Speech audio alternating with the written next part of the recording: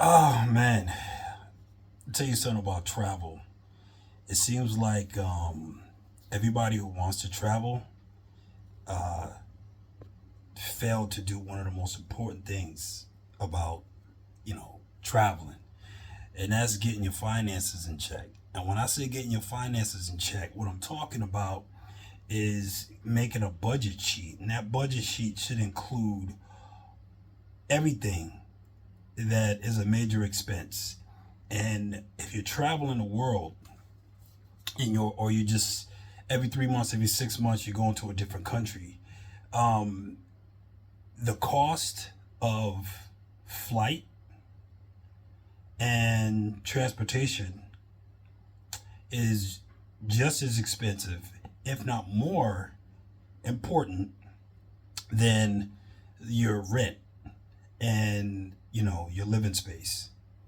The other thing you got to take into consideration is your needs. And your needs could be something as basic as that certain ingredient that you use for like most of the food that you eat, those certain vegetables or hair products or skincare or medication. These things are small because they're so easy to get access to when you're in the United States. Like if you live somewhere like Houston and you look like me, there's not a single product you're going to have a problem getting access to, unless the product that you seek in is a product that you come to love when you travel to Spain or Portugal, right? And it worked real good, and you were out there for like 2 3 years. You were in the military, and you were on a base out there, and it was this product you had access to, and you came to the States, you had trouble getting it. And if you really needed it, you realize how much trouble it cost you. Well, when you go to another country, it's not going to be just one product. It's going to be like 30 of them or like all of them. And, those things you take into consideration. Make sure you have access to those things. Also, you may, like, say, if you want to travel to a country that's really expensive, Spain is really expensive. Italy's can be very expensive. A lot of the European countries are really expensive. Like if you want to go to Monaco, if you're not filthy rich, you're probably not going to be able to spend that much time in Monaco. But there are people who make $100,000 or more easily spend like a weekend out in Monaco. People do it all the time. There's people with regular paychecks. I'm not saying $100,000 a regular paycheck, but if you're doing a lot of traveling, you should. I'm guessing you make about $100,000 or more, depending on what kind of lifestyle you have. Because I understand that people just have these expenses that they throw into their lives that they don't have to, and no matter how much you talk to them, you told them you're blue in the face, they're not going to get rid of those expenses until they do a budget sheet and actually see where their money is going. That's a problem. Um, Also, culture shock. Now, culture shock is not. I'm not. When I talk about culture shock, I'm not talking about the same thing you're talking about. When I say culture shock, I'm talking about very basic things. It's the little things that really get people. All right. The big things, a lot of these countries, especially nowadays, now with social media, they have ways for you to get around the big things like religion, languages. You have all kinds of apps, and you all have all kinds of certain parts of the country or the city where you can live in where you don't really clash with the locals.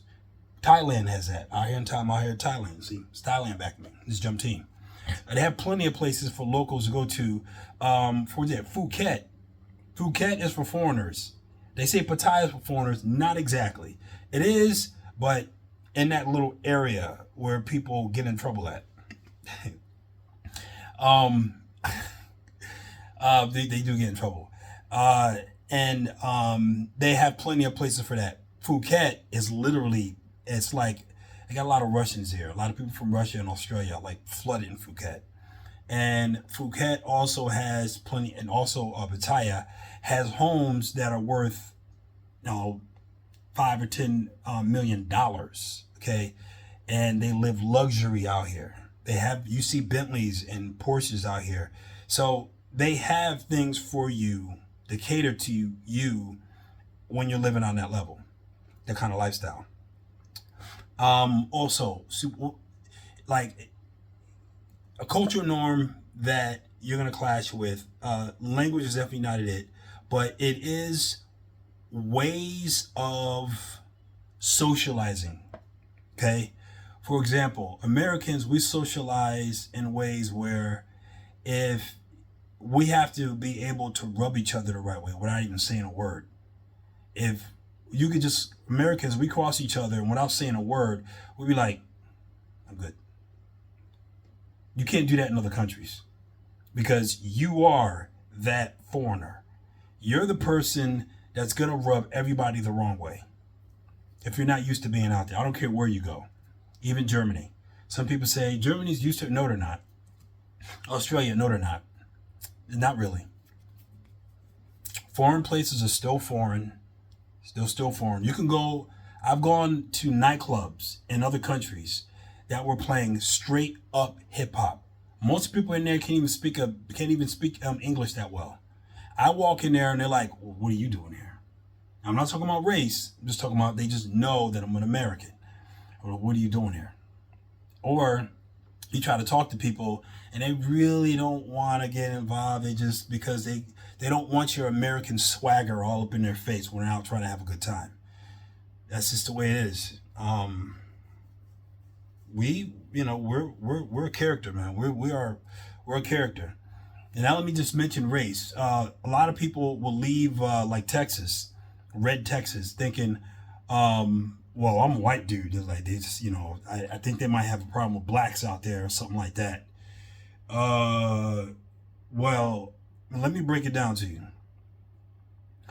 Places that have problem with the United States. Places that have a problem with the United States. They're going to have a problem with you as an American. The fact that you're white and black, they may give you slightest bit of a benefit of the doubt only if I'm in the room. All right? If it's just you, you're an American. All right? If I'm in a room, then they're going to switch up. Why? Because they still want that sprinkle whiteness that they've been able to acquire because of the way, the lottery that they got when they were born, in their head, the lottery, They still want that. So they got to maintain that. Once I leave the room, now it's back to you an American. Not an American. And that's going to be a reality for you. Other thing too is the ingredients that they put in the foods. Okay. There's a lot of places throughout the world that they will literally put these certain ingredients into every single thing that they eat. So the water, okay, that surrounds their country, that goes through their faucets and their showers and everything, it's going to be a little something in there and you may be allergic to it. Okay, that's something that they talk about. They've been talking about that with people traveling throughout the world all the time. The whole thing about there's something in the water, well, there is something in the water. Okay. Street food. I'm going to say it right off the bat. I'm going to highly recommend that you never, ever, ever eat street food. Just stop eating it. I ain't playing.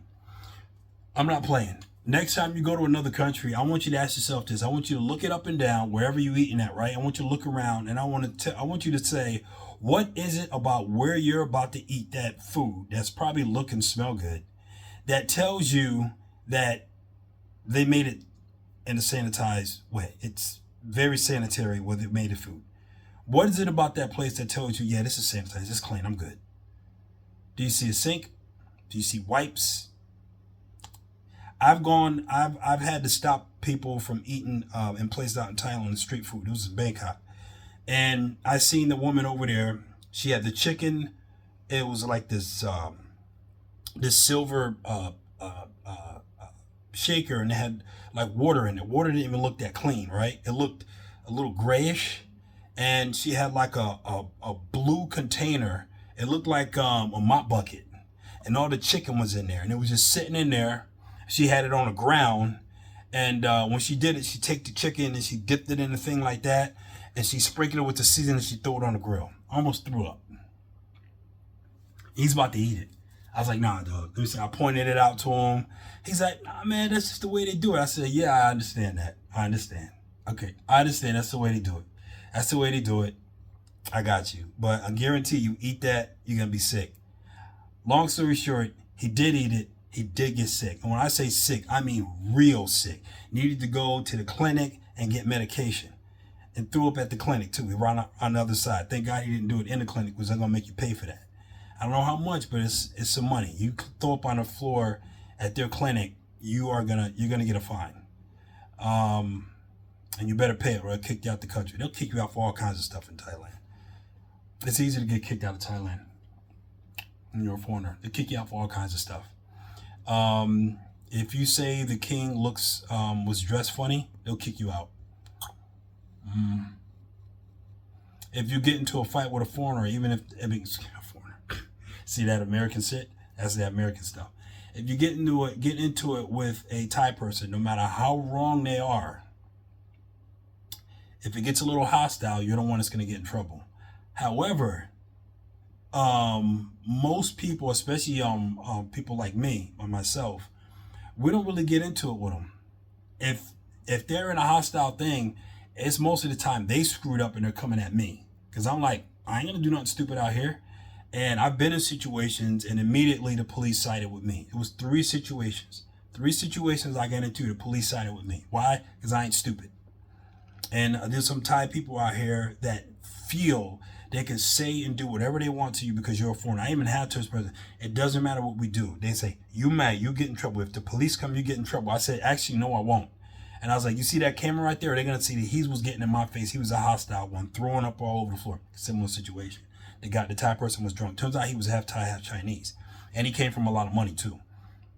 I found out about him. And the police told me, he's like, they was like saying he's, they very wealthy family.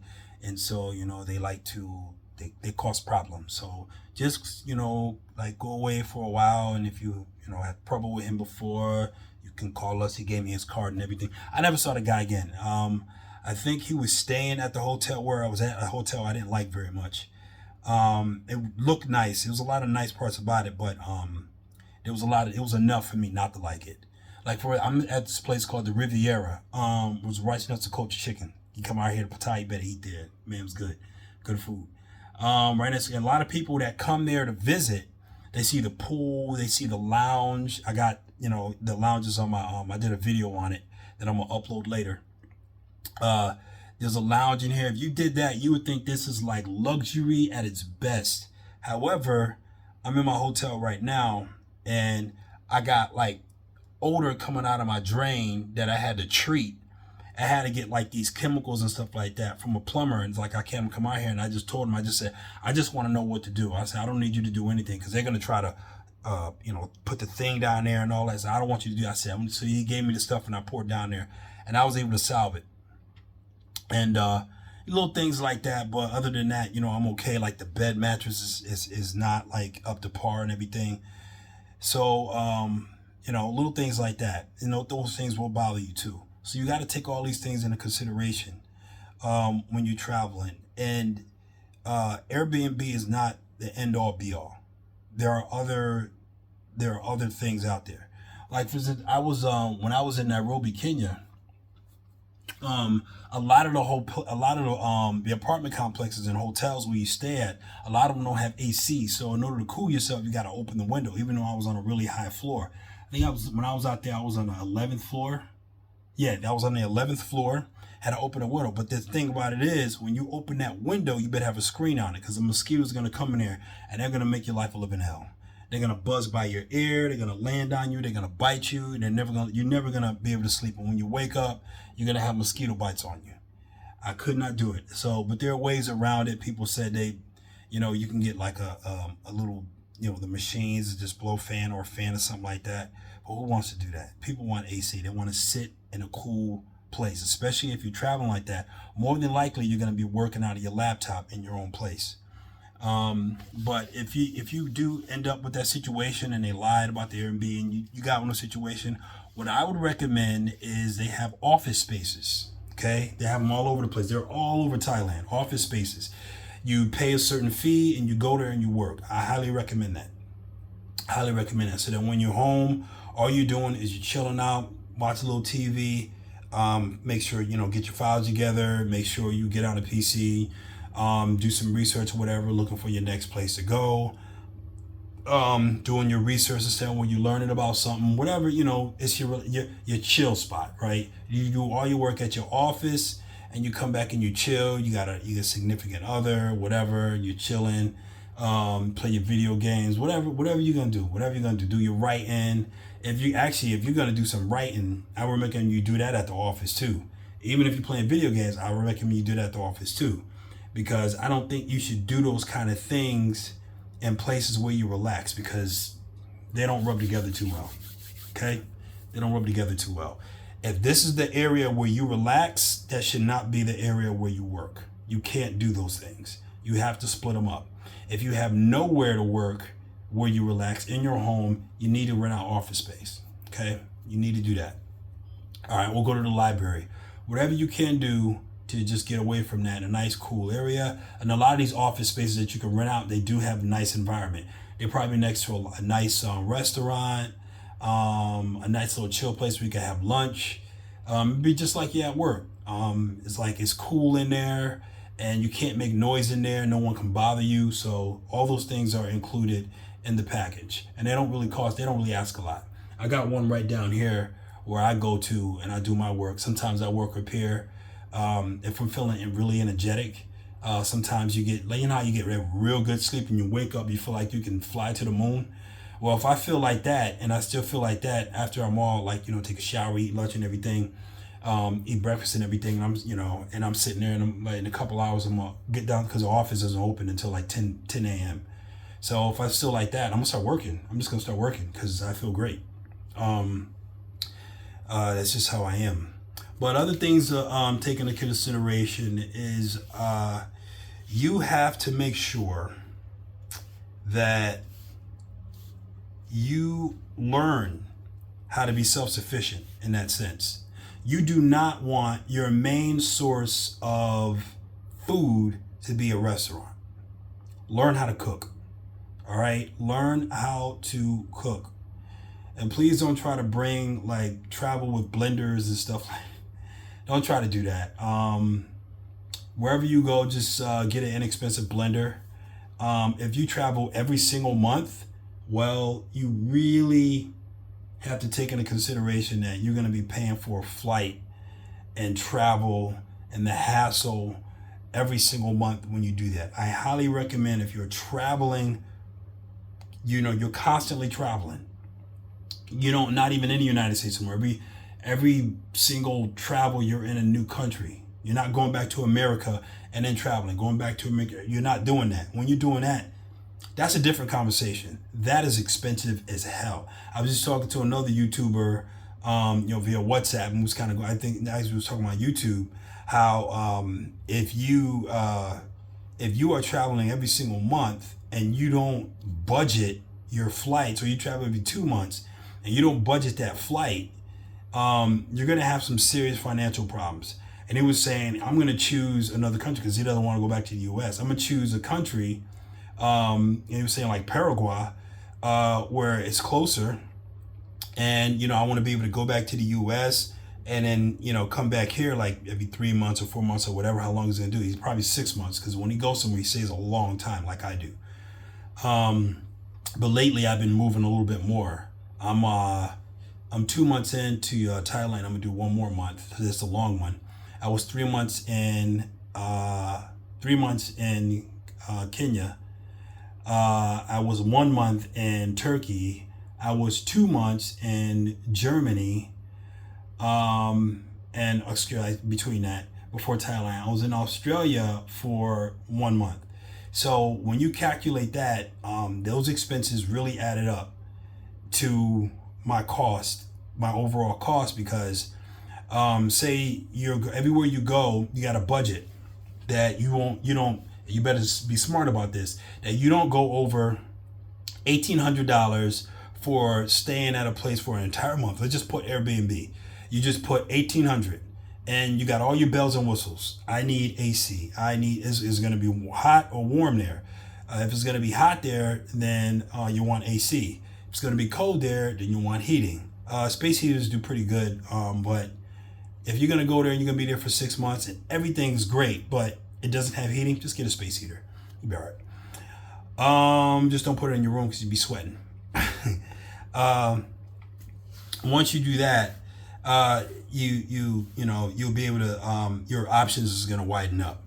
But like I said, a friend of mine, he said he wants to be able to go back and forth. And once you have established that you are going to be somewhere for a long period of time, and I say 3 to 6 months, I don't even talk about a year. A year is a much easier conversation, because if you're going to be somewhere for a year, that means you have the ability to be somewhere for a year. And if you have the ability to be somewhere for a year, then you're getting a lease.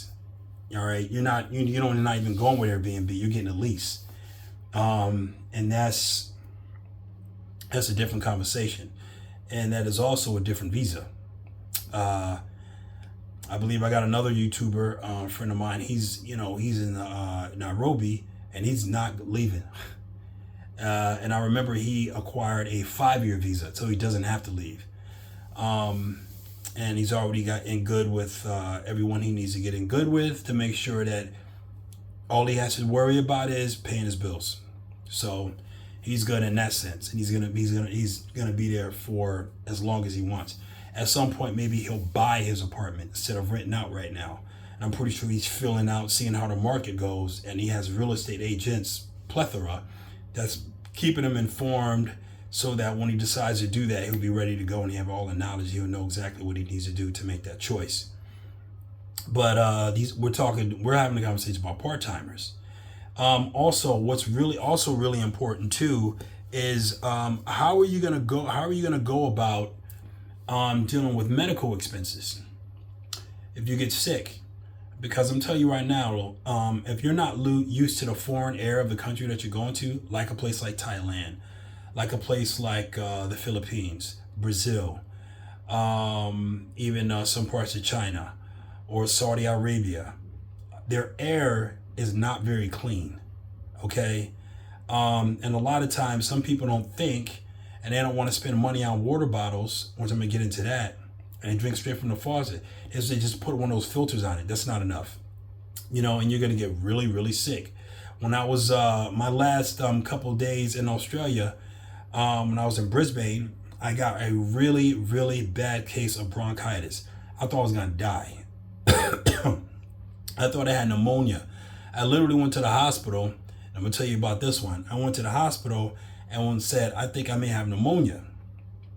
And they told me to fill this paperwork out. And I saw the check mark of what it was going to cost. Just to check to see if I had pneumonia, not including medication that I'm going to need, it was $3,000. Okay, because I didn't have insurance. Now, if I was going to be in Australia for a long time, I say Australia's home. That's my place. Besides, if you're going to be in that area, do not stay in Brisbane. Stay in the Gold Coast. Brisbane sucks. I would get medical insurance. I would get a good medical insurance, and I would make sure that I got good access, not just to care, but I got a good physician that I could communicate with. When they speak English out there, a good physician. That's why everyone thinks that Australia is a perfect place to transition to if you don't like the United States. Australia is English speaking, and they're very much like us. So they're very much like us. If Australia had all the guns that we had, that country would crumble. They would crumble. I would feel so sorry for them if they had access to guns like that. Which is why they're really careful about their borders, because they know what would happen if guns start to come into their country. And I've had a conversation with a couple of people out there. By the way, I got called the N-word 3 times, and all 3 times it was on a train in Australia. Food for thought. So make sure you have access to these things. A lot of people don't realize, but once they start going down the list, they'll realize that the hard way that they require so much access to so many things that they just back up and realize, I'm not ready to travel. There are other people who just travel without going through this checklist and find out the hard way, I should not have traveled. And it's very costly, very stressful. And there are people, there's people out here in Thailand, we have conversations about them. I was with some fellas out here a couple of days ago, and they were talking about these people who have died because it's crazy. They come out here to Thailand and they love it here, and completely ignored the fact that when they're in the U.S., they have regular checkups, regular access to a lot of medication. And when they came out here, they felt so good. It's like, man, I don't need this stuff anymore. I feel good. I feel great. Next thing you know, they're dead. That has been happening out here and the Philippines. They just stop getting regular medical checkups. They just start living their life. They start eating. They got a pretty young girl, and they good, and they straight. Next thing you know, they're dead. You're human. You're not, and for the most part, most humans are not built very well. A lot of us need regular checkups. A lot of us, I mean, how do you know, how do you know you need a colonoscopy or not? Have you gotten one? Do you know if you need another one? How's your blood pressure? How's your cholesterol? Have you talked to a nutritionist about the foods that you've been eating out here? People eating at these restaurants out here that'll put whatever they want in it. It's like, it tastes good, man. She's cooking for me. She's not. You didn't have a conversation with her like, these are the certain foods that I can and cannot eat. You haven't even talked to your nutritionist. You haven't even talked to your physician. You haven't done all these things. You got to do them, or you're gonna end up dead. All right. I know what checkup I need, and I have medical places out here, and I have a physician even just got out here to Thailand, and already I got in I think 2 days, I'm gonna go get a checkup. I'm gonna get blood work. They're gonna look at my cholesterol. They're gonna look at my blood pressure, and I got access to my medication. I had them connect with my doctor back home, and they know exactly what medication I need because they communicated. I got everything I need. I'm good, because I made sure that I got this stuff. And I already knew that I can get these things out in Thailand because I did my research. You didn't. You can't just drop everything and travel. There's a lot more to it than that. And I pray to God that you take this stuff into consideration before you decide to become a expat, no matter where you are. All right, take care. And one more thing. If you get a tattoo, please look over it and make sure they're pulling out a brand new needle. I've been noticing that people have been having some reactions, and some people have been getting the worst of the worst of unclean needles at these tattoo shops. Take care, people.